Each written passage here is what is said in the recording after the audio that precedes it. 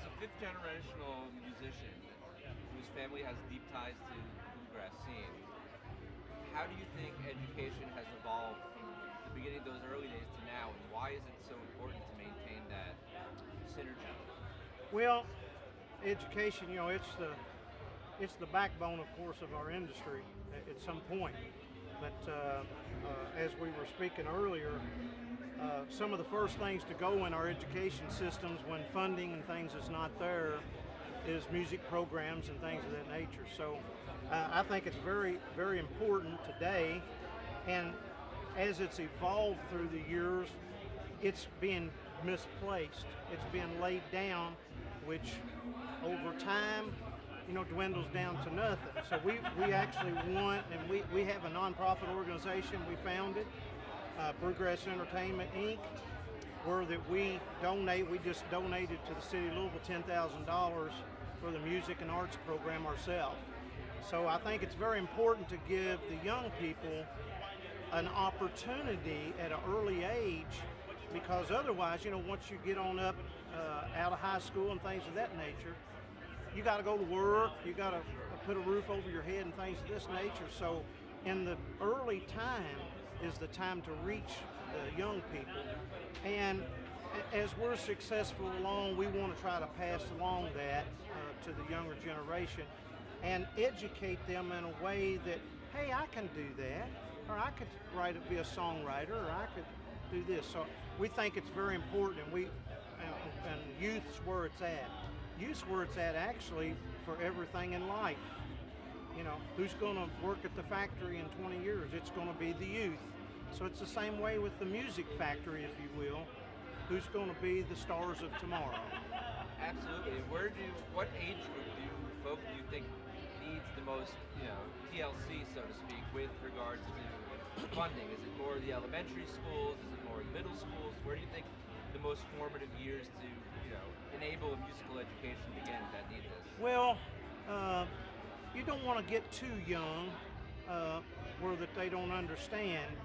But I would say probably long about that 5th, 6th grade is a great target to kind of start with, because at that age, they're understanding timing and things of this nature, and not to bring in video games and things, but our youth now are a little bit more quicker to learn things of that nature than I was, because we didn't have those outlets, and there's music on those videos, and they're learning that, and they're beating their foot to that and things like that. So that's a great time that their brain can process what they're being taught, and they can actually retain it.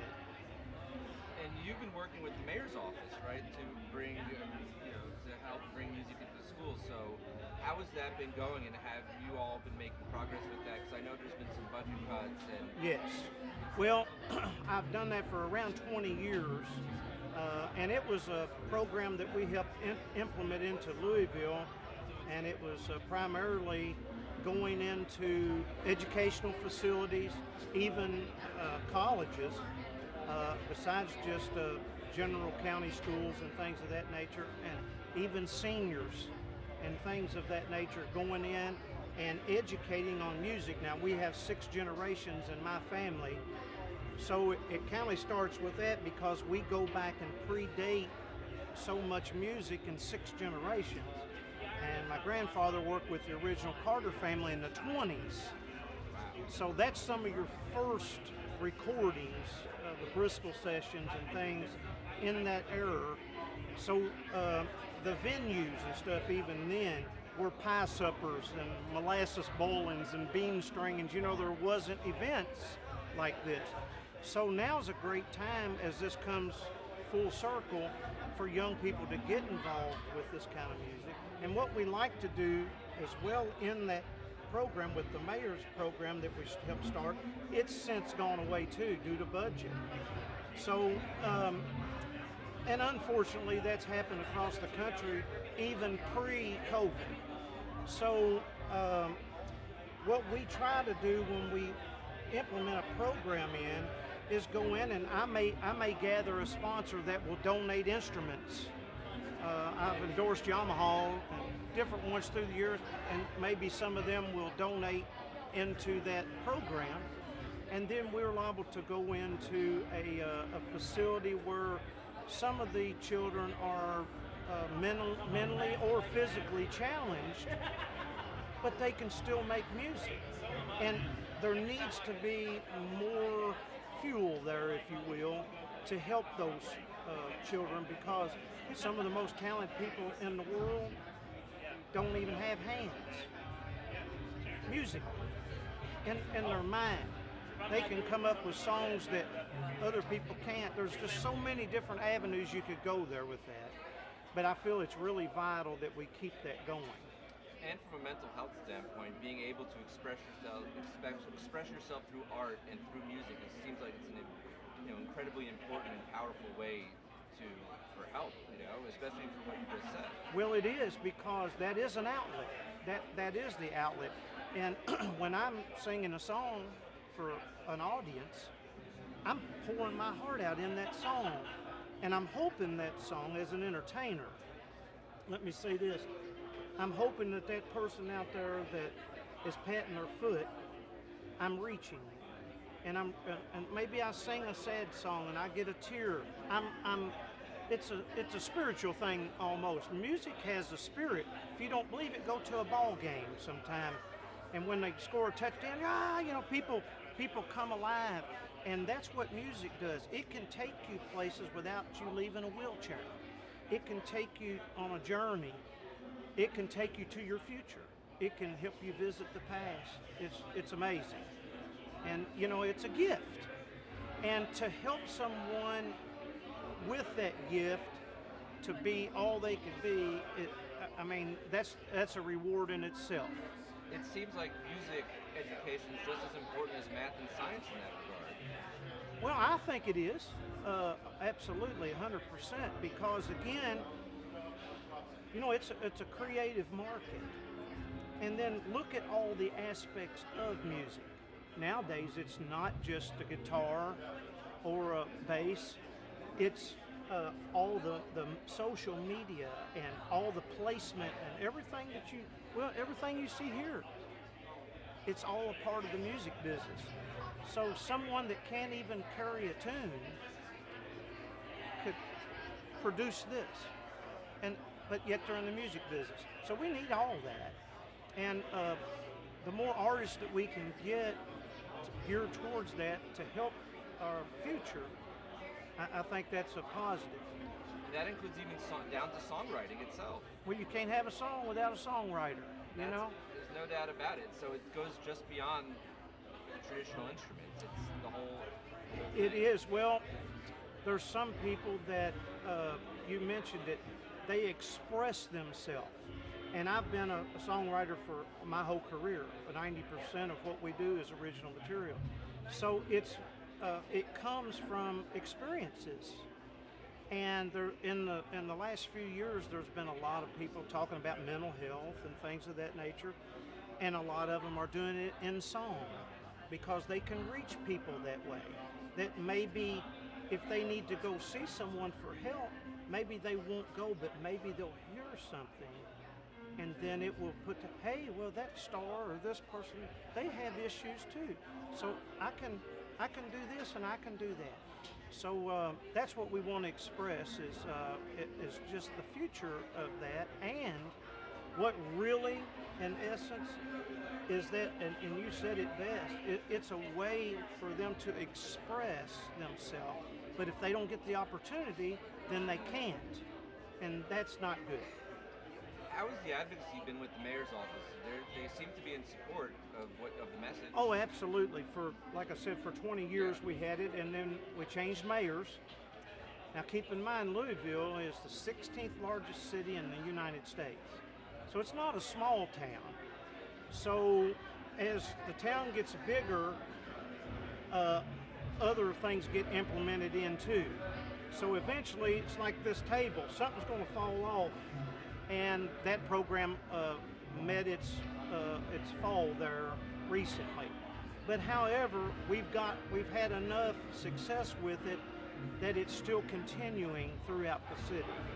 And then with our nonprofit and things, we're continuing that with free music events. People that can't afford to pay a big ticket could still come hear some quality music, all genres, and then mixed together. And I think it's vitally important too, with all the negativity that is in the world. I have a new single out called Pass Along the Good with Jim Lauderdale, great country singer and songwriter. Well, I was talking to him about this very thing, and in my bus, and he said, well, man, Gary, that's really good. He said, I said, well, Jim, you got to pass along the good. And he was like, that's a great saying. Let's write a song. So we went the next day to our warehouse, and we have a studio there, and went in, wrote it, and cut it the same day. And it's done great. But it's all about passing along the good. So let me say that's what we're trying to do with the music, is pass along the good. There's plenty of negative for everybody 10 times over in the world, but we need more good. And if you're breathing and you're listening to me right now, you're blessed. And if you can get and do things, you're blessed. So pass along the good to someone else and help them along. And that's what that song's about. And you'll find me across the country. I'll see a little boy or girl in the audience with a little guitar. Most oftentimes I'll go out and get a picture with them or have them up on the stage and give them a little time, so they can take that down the road. How rewarding is it for you to see that? Because that is literally giving them in real time musical education at a show. Well, it is. That's what I mentioned earlier. That is the reward, is seeing that. And then, I've had young people that I have turned on to music, now grown up, and they're playing music in, star bands, some of them stars themselves, and, and hey, thanks, a little thanks or a little tip of the hat. But, everybody has talent, but some people never get the opportunity to share it. And one of the old cliches is some of the best guitar players in the world play on the street in Nashville, and no one ever knows who they are. So I think we can change that with the youth, and there's room for everybody in the industry. Thank goodness everybody is an individual, so that you can have a Bob Seger, and you can have a little Jimmy Dickens and a Porter Wagner, and you can have an Elton John, and you can have, thank goodness for that everybody's not the same. And that's where all the good music comes from, because everybody's different, But here's the thing about difference. You can all come together in music. It makes no difference what side of the street you're on, makes no difference. You come together, and then you talk about a collaboration, man. When you bring all walks of life into a collaboration, somebody that's been there,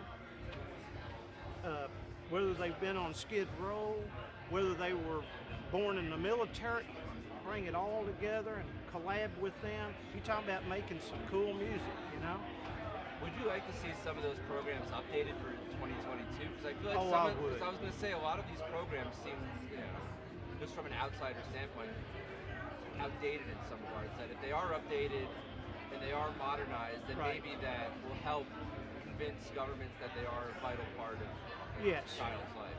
Well, absolutely. I would like to see them, up one all across the country.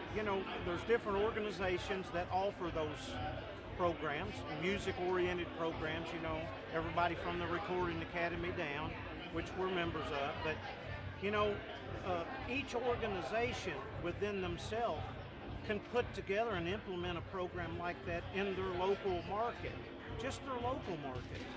Well, if they would do that across the country, and then that will catch on to the bigger city and the next biggest town, things like that. So I love to even see it, and I'm seeing more of it in events like this at Bourbon and Beyond, where they have a youth tent or a youth program, if you will. And then the artist spends time with that youth, and sometimes it can be someone that won a free pass, and it just connections, Exactly. connecting them. And so I think it's important, and yes, I'd love to see more of that, and I'd love to do more myself, even at events. It's just like this interview. You know, I enjoy doing interviews because it's an we can't do anything without you all, and it's hard for you guys to do anything without the artist. It's hard for the people attending without an artist, and vice versa. Everybody needs everybody. So we're in the seat that we could help a lot of people. I was going to say, it's this connection that if someone sees our conversation, it could open up a new door to them. And in a way, it opens up education to them, and just by watching a video or watching a YouTube video of someone playing guitar, or seeing someone on the street like, "Hey, Daddy, what is that? What is? Oh, it's a guitar or ukulele or." And events, events in the local town. You don't have to have an arena to put on an event, and expose people to it is very important. And take your children every opportunity you get to the theater or to whatever you can to expose them to it at a young age. And then you mentioned the streets. That's how we can help violence and everything else in this industry, is to expose more people to that good. And hey, I could be a musician instead of choosing a different way. I could make money this way, or I could do that. And with a helping hand, they could. It goes back to the whole notion of the healing power of music. It does. And it is, I'm quoted saying this a lot, music is a medicine for your soul. It's a medicine for your soul. It will cure what ails you. It does. And you have to feel optimistic about the way music has evolved in the youth. Oh, I am, man. It's been 42 years, and it's been a blast. And with my sons now, I feel very blessed to even still be relevant after 42 years. And they're the sixth generation too, so you're doing something right. That the education keeps going on. I appreciate that, man. Right? That is practicing what you preach. Well, that is carrying on. You're exactly right, and they're taking it to new heights as well. It's exciting. It's exciting to see when paying it forward really does pay off in the literal, most literal sense. It does. I agree.